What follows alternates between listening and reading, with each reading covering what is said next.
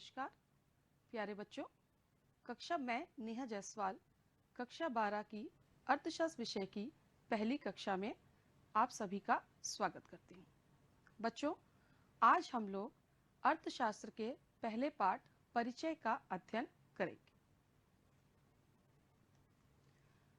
बच्चों, इस पाठ का अध्ययन हम दो भागों में कर रहे हैं। इस पहले भाग में हम जिन बिंदुओं का अध्ययन करेंगे वो है अर्थव्यवस्था का अर्थ, अर्थव्यवस्था के प्रकार, अर्थव्यवस्था की केंद्रीय समस्याएं और उत्पादन संभावना वक्र। तो इसे समझने से पहले हम सबसे पहले जान लेते हैं अर्थव्यवस्था क्या है। बच्चों देखिए, ये अर्थव्यवस्था आपने अपनी पिछली कक्षाओं में भी पढ़ा होगा, लेकिन इसलिए आज हम इसे बहुत शॉर्ट में समझते हुए चलते हैं। देखिए, अर्थव्यवस्था एक ऐसी आर्थिक प्रणाली या संगठन है जिसमें एवं जिसके द्वारा जनसाधारण को अपनी आजीविका के साधन उपलब्ध होते हैं, जिससे वह अपनी आवश्यकताओं की पूर्ति कर सकता है। कहने का मतलब कि अर्थव्यवस्था का आशय उस क्षेत्र से है जिसमें उत्पादन की वो सभी इकाइयां सम्मिलित होती हैं जिससे एक व्यक्ति अपनी रोजी रोटी कमाता है। जैसे कुछ लोग खेतों में काम करते हैं, कोई उद्योग में काम करता है, एक शिक्षक, डॉक्टर, वकील, ये सभी लोग भिन्न भिन्न क्षेत्रों में अपनी आजीविका अर्जित करते हैं। इसके बाद आता है अर्थव्यवस्था की मुख्य प्रक्रियाएं। देखिए, किसी भी अर्थव्यवस्था की तीन मुख्य प्रक्रियाएं हैं: उत्पादन, उपभोग और निवेश। वैसे तो बहुत सारी प्रक्रियाएं अर्थव्यवस्था में हैं, लेकिन मुख्यतः ये तीन आपकी प्रक्रियाएं हैं जो मुख्य रूप से किसी अर्थव्यवस्था में संचालित होती। उत्पादन में क्या होता है? उत्पादन में वस्तुओं एवं सेवाओं में उपयोगिता का सृजन किया जाता है, यानी किसी भी वस्तु या सेवा को हम उपयोगी बनाते हैं, उसमें तुष्टि गुण का सृजन करते हैं। इससे हमें आय भी प्राप्त होती है। जबकि उपभोग क्या है? उपभोग में हम वस्तु एवं सेवाओं का प्रयोग अपनी आवश्यकता को संतुष्ट करने के लिए करते हैं। उत्पादन से जो भी आय हमको प्राप्त होती है उसे हम उपभोग पर व्यय करते हैं। कुछ हिस्सा हम उपभोग पर व्यय करते हैं और बाकी जो हिस्सा बचता है उसे हम कहते हैं बचत, और उस बचत को हम निवेश करते हैं। ये निवेश क्या है? निवेश देखिए बचत का ही एक रूप है जो कि भविष्य में वस्तुओं एवं सेवाओं के उत्पादन के लिए प्रयोग किया जाता है। यानी कि उत्पादन से जो भी आय एक व्यक्ति को प्राप्त होती है वह उसे उपभोग और निवेश पर प्रयोग करता है। मुख्य रूप से हम देखते हैं कि उत्पादन, निवेश, उत्पादन, उपभोग और निवेश, ये तीन चीजें हैं जो किसी भी अर्थव्यवस्था में मुख्य प्रक्रिया पाई जाती है। यानी कि अर्थव्यवस्था का कार्य उत्पादन, उपभोग, विनिमय, वितरण, इन विभिन्न आर्थिक क्रियाओं को इस ढंग से संगठित करना होता है जिसके फलस्वरूप समाज की विभिन्न इकाइयों को अपनी आजीविका उपलब्ध हो सके। ठीक है? अब बच्चों हम देखेंगे कि अर्थव्यवस्था कितने प्रकार की होती है। तो अर्थव्यवस्था मुख्य रूप से तीन प्रकार की होती है: केंद्रीकृत अर्थव्यवस्था, बाजार अर्थव्यवस्था और मिश्रित अर्थव्यवस्था। केंद्रीकृत अर्थव्यवस्थाएं क्या हैं? केंद्रीकृत अर्थव्यवस्था में समस्त आर्थिक क्रियाओं पर पूर्ण रूप से केंद्रीय सत्ता का नियंत्रण होता है।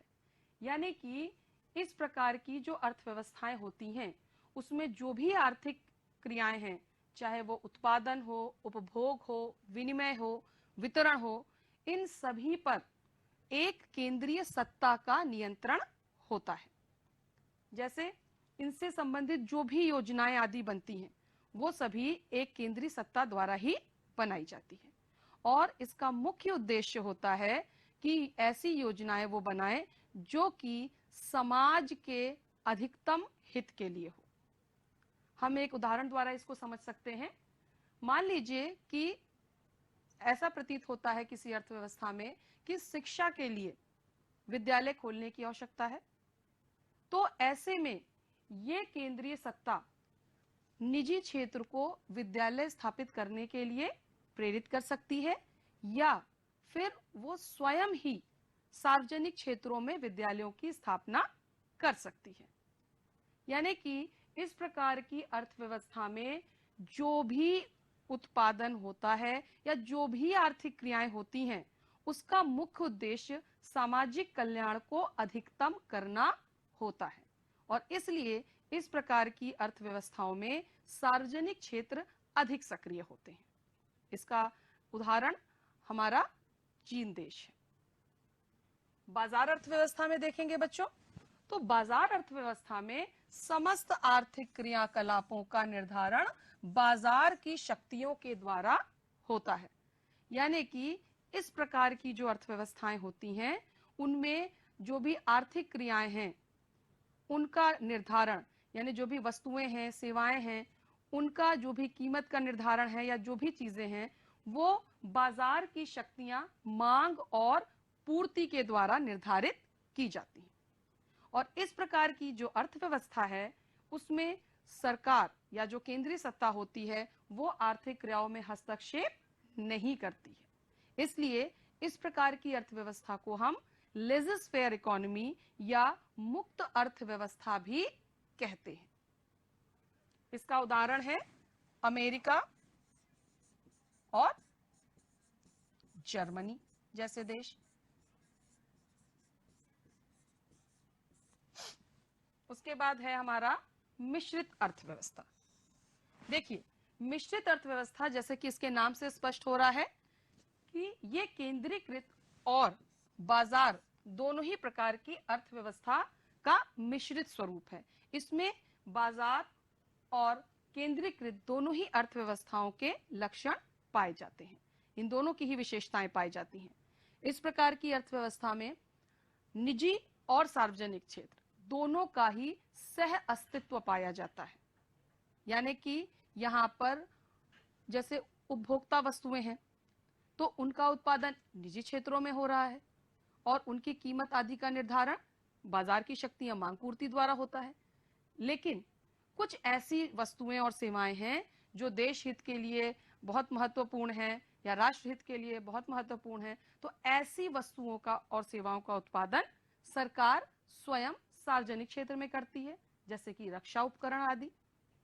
तो ये जो मिश्रित अर्थव्यवस्था है इसमें केंद्रीकृत और बाजार अर्थव्यवस्था दोनों के ही मुख्य मिश्रित लक्षण पाए जाते हैं। इसका उदाहरण है हमारा भारत देश। ठीक है, तो ये तो हो गई बात अर्थव्यवस्था के प्रकार की। अब हम देखेंगे अर्थव्यवस्था की केंद्रीय समस्याएं क्या हैं, यानी कि सेंट्रल प्रॉब्लम्स ऑफ इकोनॉमी। बच्चों, कोई भी अर्थव्यवस्था हो, चाहे वो केंद्रीकृत अर्थव्यवस्था हो, बाजार अर्थव्यवस्था हो या मिश्रित अर्थव्यवस्था हो, इन तीनों ही अर्थव्यवस्था में ये केंद्रीय समस्याएं पाई जाती हैं। तो आइए देखते हैं ये कौन कौन सी समस्याएं हैं। सबसे पहली समस्या है क्या उत्पादन किया जाए, यानी कि व्हाट टू प्रोड्यूस। कोई भी किसी भी अर्थव्यवस्था के सामने ये एक सबसे बड़ा प्रश्न होता है और ये जो प्रश्न है ये बेसिकली संबंधित है आपकी वस्तु की प्रकृति और मात्रा से, यानी कि किस वस्तु का उत्पादन किया जाए। वस्तु हमारी जो है वो आवश्यक वस्तु का उत्पादन करें हम या विलासितापूर्ण वस्तु का उत्पादन करें, हम कृषि आधारित वस्तु का उत्पादन करें या औद्योगिक उत्पाद का उत्पादन करें। शिक्षा के क्षेत्र में कार्य करें, स्वास्थ्य के क्षेत्र में कार्य करें, या फिर सैन्य उपकरण का उत्पादन करें।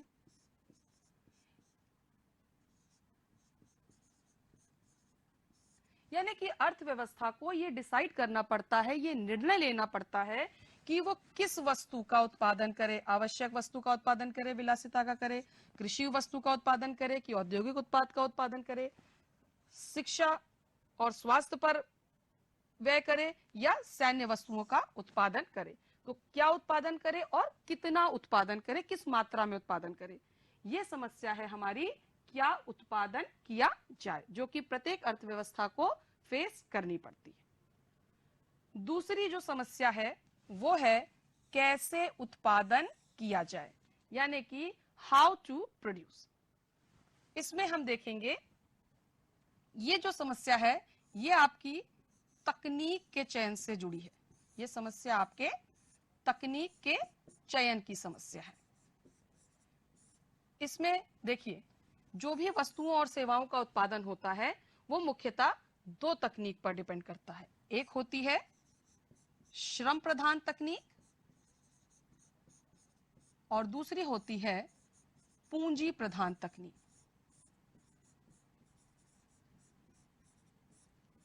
श्रम प्रधान तकनीक में मानव श्रम का प्रयोग अधिक किया जाता है, जबकि पूंजी प्रधान तकनीक में पूंजी यानी मशीनों आदि का प्रयोग अधिक किया जाता है। अब अर्थव्यवस्था को यह डिसाइड करना पड़ता है, ये निर्णय लेना पड़ता है कि वह श्रम प्रधान तकनीक का प्रयोग करे वस्तुओं और सेवाओं के उत्पादन में, या पूंजी प्रधान तकनीक का प्रयोग करे। इसके बाद जो तीसरी समस्या है वो है किसके लिए उत्पादन किया जाए, यानी कि फॉर whom टू प्रोड्यूस। ये समस्या हमारी संबंधित है राष्ट्रीय उत्पाद के वितरण से।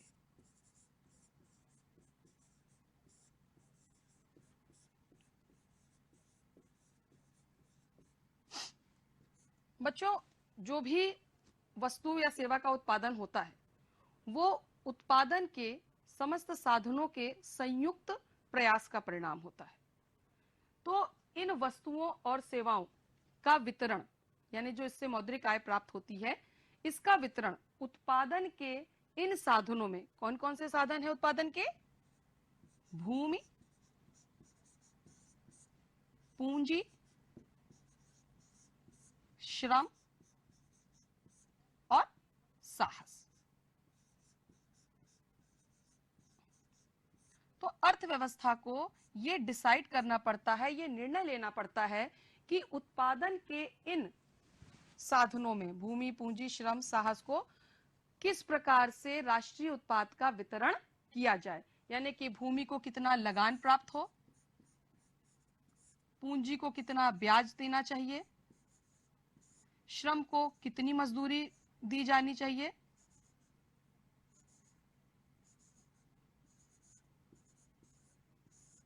और साहस को कितना लाभ मिलना चाहिए।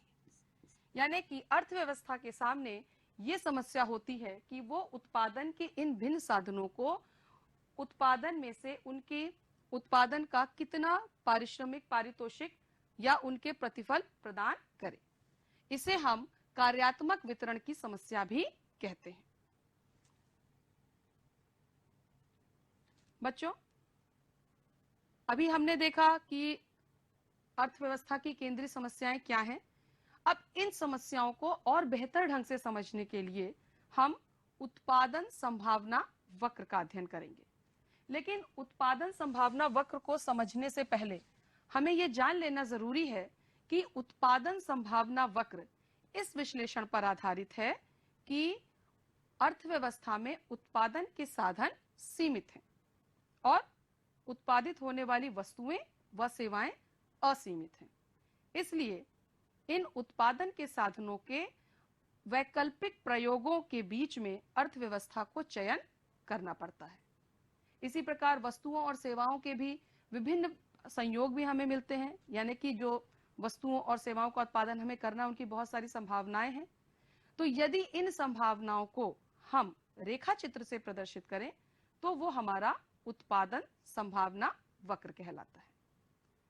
तो देखिए इसे, उत्पादन संभावना वक्र एक ऐसा वक्र है जो दी गई वस्तुओं के सभी वैकल्पिक उत्पादन संभावनाओं यानी कि ऑल्टरनेटिव प्रोडक्शन पॉसिबिलिटीज को प्रदर्शित करता है, जबकि संसाधन व उत्पादन तकनीक स्पष्ट रूप से परिभाषित हो। कहने का मतलब कि जो हमारा उत्पादन संभावना वक्र है, दो वस्तुओं का यदि उत्पादन एक अर्थव्यवस्था में हो रहा है तो जो भी हमारी टेक्निक, अगर जिस प्रकार के संसाधनों का हम प्रयोग कर रहे हैं, उनसे सरकार को या एक अर्थव्यवस्था को ये निर्णय लेना पड़ता है कि दो वस्तुओं का वो उत्पादन कर रहा है तो उसके किस संयोग का उत्पादन वो करे। तो इस ये उत्पादन संभावना वक्र, पहले हम इसकी मान्यताओं को समझ लेते हैं, फिर इसको हम तालिका और चित्र के माध्यम से और अच्छी तरीके से समझेंगे। कि पहली चीज है कि उत्पादन संसाधनों की मात्रा स्थिर है। दूसरी मान्यता कि उत्पादन की तकनीक स्थिर है। और तीसरा है संसाधनों को पूर्णतः उपयोग में लिया जा रहा है। यानी जो हमारा उत्पादन संभावना वक्र है, जिसे हम प्रोडक्शन पॉसिबिलिटी कर्व भी कहते हैं, ये इन मुख्य तीन मान्यताओं पर आधारित है। आइए अब हम इसको तालिका के माध्यम से समझते हैं।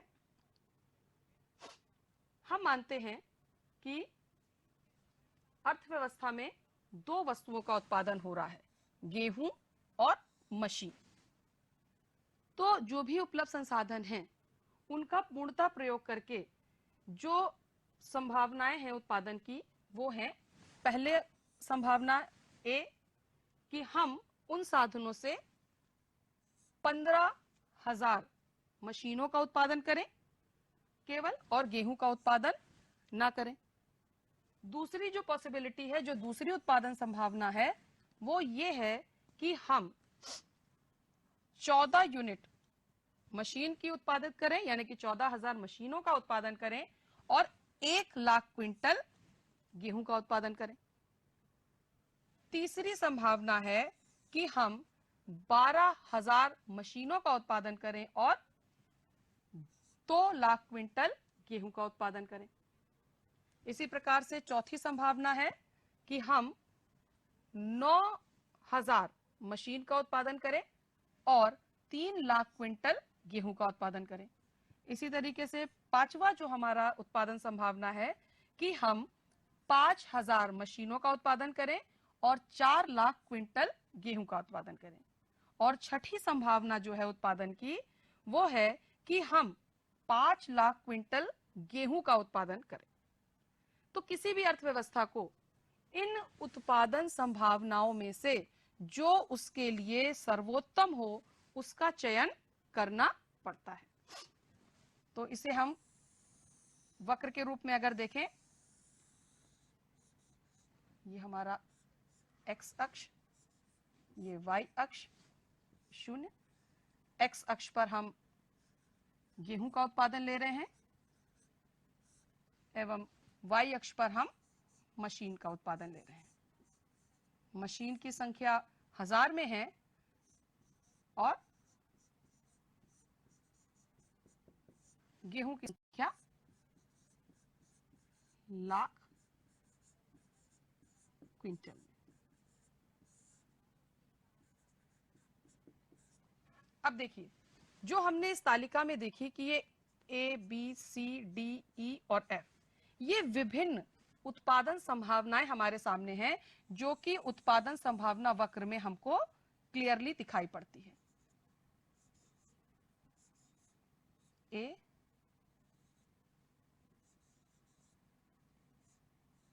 B, C, D, E और F। अब देखिए, एक अर्थव्यवस्था, ये जो पीपीसी हमारा है, ये जो उत्पादन संभावना वक्र हमारा है, ये यह दर्शाता है कि एक अर्थव्यवस्था अपने दिए हुए संसाधनों में A, B, C, D, E या F, इनमें से किसी भी कॉम्बिनेशन को, किसी भी विकल्प को उत्पादन के लिए चुन सकती है। और इनमें से यहाँ पर जो भी हमारे रिसोर्सेज हैं वो पूर्णतः उपयोग में लाए जा रहे हैं। और इस पर एक अर्थव्यवस्था, चाहे वो केंद्रीकृत अर्थव्यवस्था हो, बाजार अर्थव्यवस्था हो या फिर मिश्रित अर्थव्यवस्था हो, इनमें से वो किसी भी विकल्प का चयन कर सकती है। इस पीपीसी में हम दो बिंदु और देखते हैं। एक ये हमारा हो गया जी बिंदु और एक ये हो गया हमारा एच बिंदु। अब अगर इस बिंदु को हम देखें तो क्या यहां पर उत्पादन की स्थिति कैसी है? देखिए, ये जो जी बिंदु है ये यह प्रदर्शित करता है कि जो उत्पादन के लिए हमने रिसोर्सेज एलोकेट किए हैं अर्थव्यवस्था में, उनका पूर्ण उपयोग नहीं हो रहा है, यानी कि उनका न्यून उपयोग हो रहा है या अल्प उपयोग हो रहा है। जबकि ये एच बिंदु ये दर्शाता है कि ये क्या है, ये एक अप्राप्य संयोग है। क्यों? क्योंकि हमारे पास इतने संसाधन नहीं हैं कि हम इस बिंदु को अचीव कर सकें। इस एच बिंदु को हम अचीव नहीं कर सकते क्योंकि हमारे पास रिसोर्सेज की कमी है। अब हम उत्पादन संभावना वक्र यानी कि पीपीसी और केंद्रीय समस्याओं को साथ में देखते हैं कि किस प्रकार पीपीसी इन केंद्रीय समस्याओं को हल करने में हमारी मदद कर सकता है। देखिए, पहली समस्या जैसे हमारी थी कि क्या उत्पादन करें, तो इसमें पीपीसी के माध्यम से हमको ये पता चलता है कि यदि सरकार ये डिसाइड नहीं कर पा रही है कि क्या उत्पादन करें, तो अगर वो आवश्यक वस्तु का उत्पादन कर रही है तो उसको ये पता चलेगा कि आवश्यक वस्तु का उत्पादन करने में उसे जो सैन्य वस्तु हैं उनमें कितनी कमी करनी पड़ेगी। इन प्रोडक्शन पॉसिबिलिटीज जो हमने अभी तालिका के माध्यम से देखा, तो उसको ये पता चल जाएगा कि एक वस्तु का उत्पादन बढ़ाने के लिए दूसरी वस्तु की मात्रा में उन्हें कितनी कमी करनी पड़ेगी। दूसरा, पीपीसी तथा कैसे उत्पादन करें, जो कि हमारी तकनीक के चयन की समस्या थी। इसमें पीपीसी की मदद से हमें यह पता चलता है कि यदि हम पूंजी प्रधान तकनीक को बढ़ाना चाह रहे हैं तो पूंजी प्रधान तकनीक को बढ़ाने